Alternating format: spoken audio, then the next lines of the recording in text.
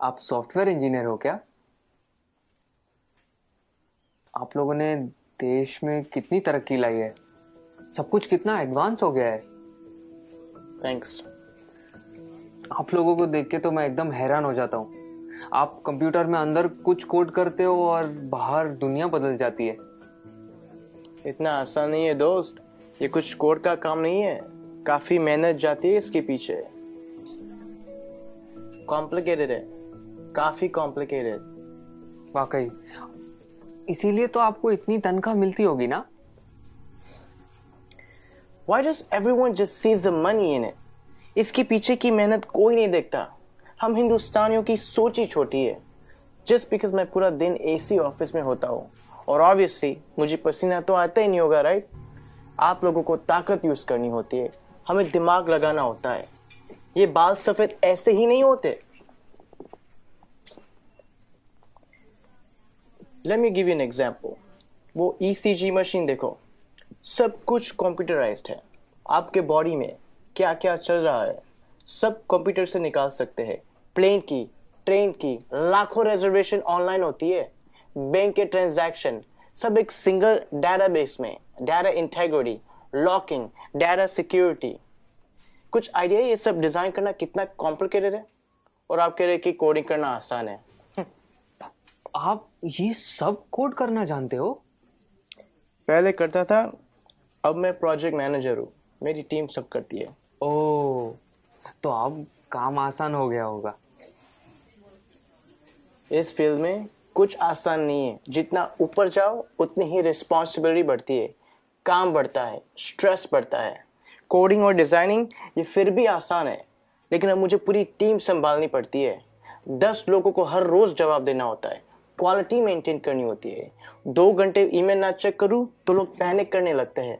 एक साइड से रिजल्ट का प्रेशर होता है और दूसरी साइड को कस्टमर को रिप्लाई करना होता है। रिक्वायरमेंट्स बदलती रहती है और यूजर्स को कुछ और चाहिए होता है, और आपका बॉस कभी सेटिस्फाई नहीं रहता है। दोस्त, शायद तुम्हें पता नहीं है टेंशन और प्रेशर साथ में हैंडल करना कैसे होता है।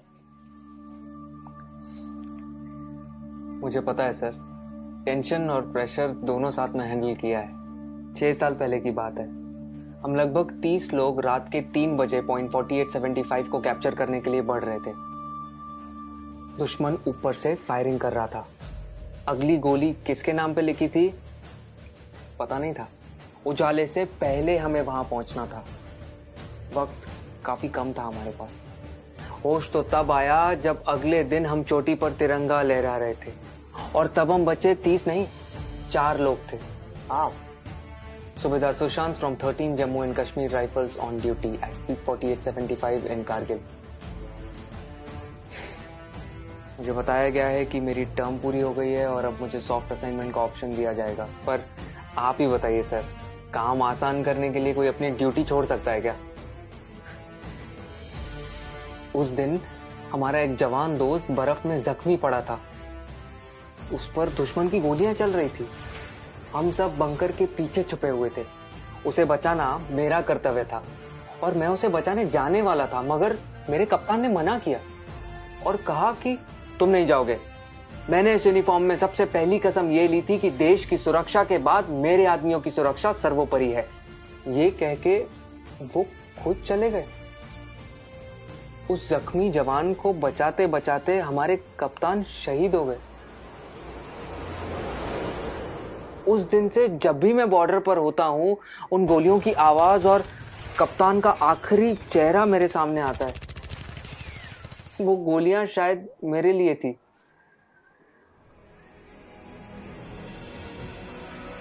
टेंशन और प्रेशर दोनों के साथ काम करना जानता हूं मैं। Sir, please on? Yeah, sure. It was nice meeting you. Thank you for your service. जय हिंद। जय हिंद।